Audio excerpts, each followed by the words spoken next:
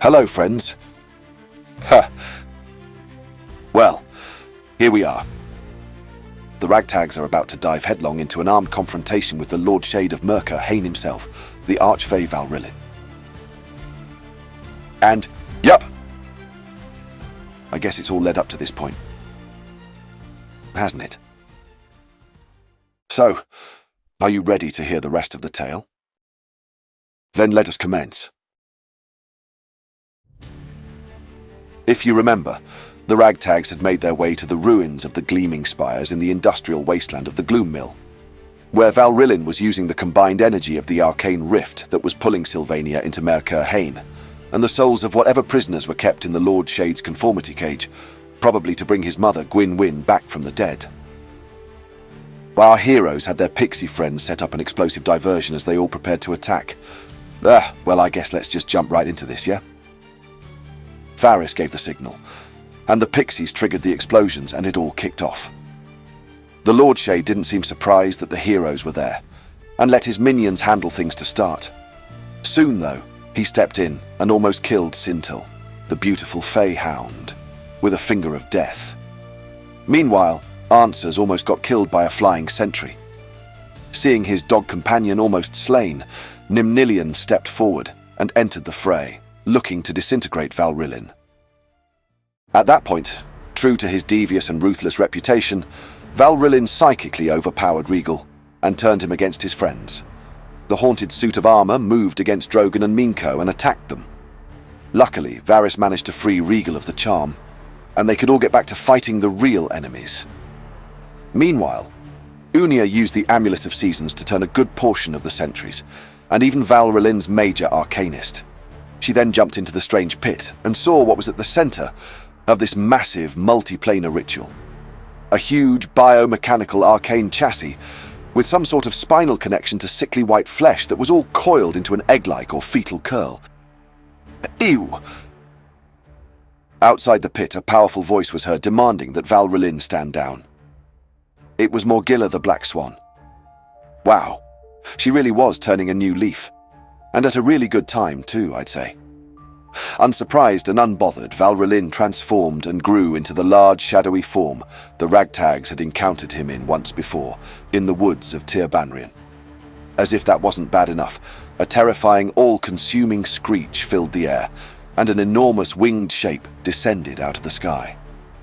The hideous and horrific draconic shape of a Jabberwock arrived on the battlefield to back up the Lord Shade. With that, Morgilla then transformed, growing into an equally huge and terrifying black swan with 5 heads. I mean, wow. At that moment, it was really getting crowded and, well, incredibly deadly on the battlefield. Suddenly, the shape in the pit stirred, coming to life. 8 biomechanical arachnoid legs unfurled, and a huge spider-like form with a twisted, pallid upper torso of a Fey woman could be seen. It was, at least partially, Gwyn, reborn as a gruesome eldritch abomination wrought by her son. The Spider Queen, seeing what twisted and terrible fate had befallen her, screamed an unhinged wail, full of anguish and pain, and most disturbingly, unbridled vengeance. Meanwhile, the giant, terrifying monstrosity that was now Morgilla squared off with Val'Rilyn's equally terrifying Jabberwock, and the two creatures proceeded to rip each other to shreds. Nymnilion, understanding that the heroes needed some extra help, embiggened Regal and Minko into giant-sized versions of themselves. The two companions jumped into the fray, leaving a wake of medium-sized and larger bodies in their wake. Val'Rilyn used several high-powered spells and abilities to drop the heroes, but thankfully nothing worked. Then the Jabberwock used its burning gaze on the companions, with Varys taking the brunt of it all.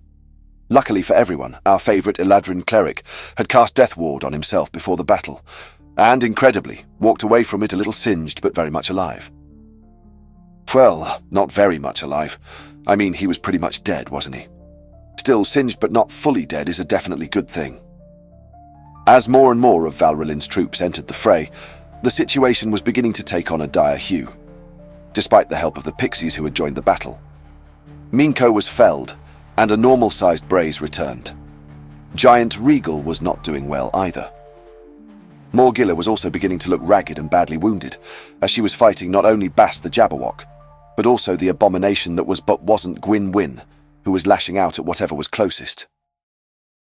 Just then, appearing from out of a portal of light, Seratheta, Sylvania's Spiritor of Thought, arrived with a host from the gate town that included the Eladrin priestess Cleona, her bodyguard Dane Vadark, the cleric Demnion, a host of Eladrin warriors, a contingent from the Olympians of Sylvania, and even, if you can believe it, Beck and Bucko Beck, with a group of various thugs from Mama Ethel's gang. And with that, the reinforcements entered the battle. Val'Rilyn detonated a circle of death and felled many, while more of his troops arrived and began turning the tide in his favor again. It was looking bleak for the heroes as the numbers were beginning to tip the scales against them. Suddenly, a large sinkhole appeared in one end of the ruins, and tens of disgusting and familiar spider-like fey creatures began pouring from the depths.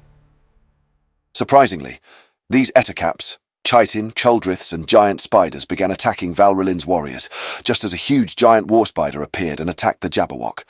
And behind them all, the familiar and terrifying form of the trickster Viltur, the Recluse, rose from the rent in the earth, saying, Hello, brother. I hope you don't mind me popping up uninvited with some friends. She indicated even more reinforcements behind her, as tens of resistance fighters began pouring out, led by Ferrin, Gruff the Green Man, Antiope the Centaur, Monkey Paul, Engun the Bard, and Nula, the last of the Nadan Paladins. Ferrin raised their two swords and yelled, Freedom fighters of the Resistance! Today, we are all heroes! Chills. I literally have chills right now. The chaos of battle engulfed everything as the two armies clashed. Viltur pounced on her brother and the two fiercely tore at each other with claw and death magics. Then, above it all, a voice, gentle though strong, could be heard in everyone's minds, just as they felt their bodies seize and become paralyzed.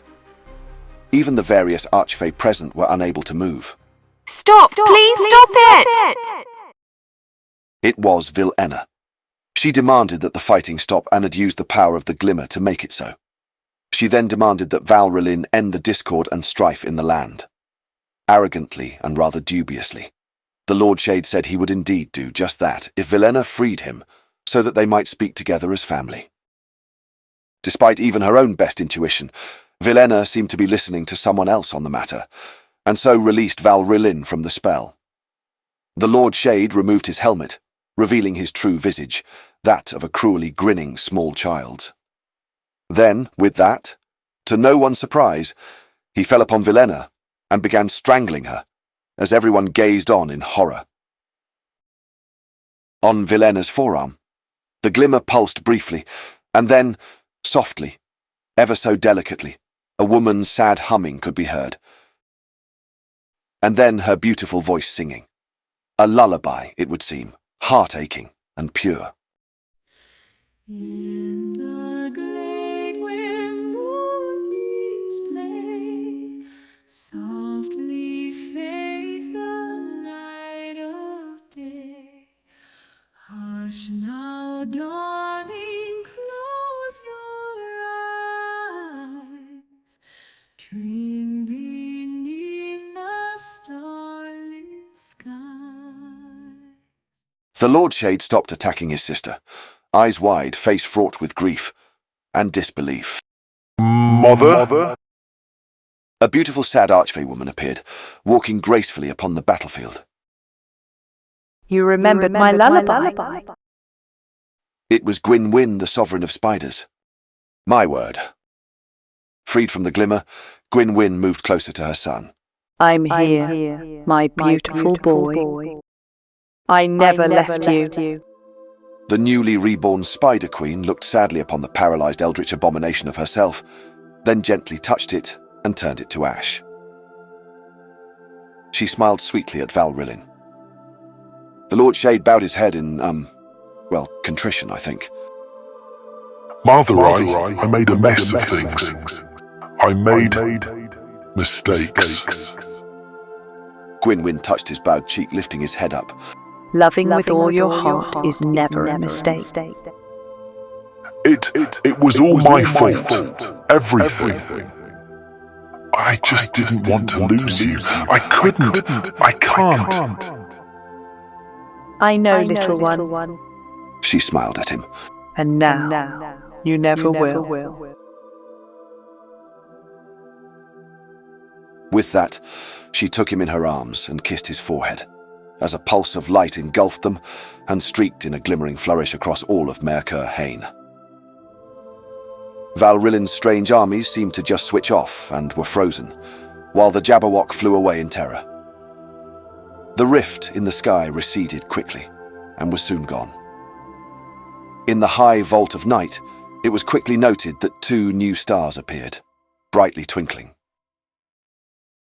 Viltur smirked ambivalently and quipped, Ha ha. They didn't even ask if I wanted to go. with that the battle, and well, so much more, was over.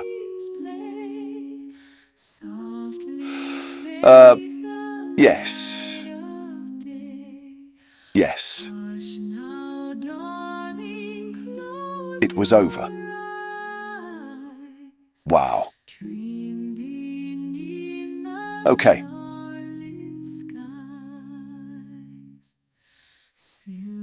As everyone gets their bearings and heals up, let's pause and reconvene in a bit for the denouement, shall we?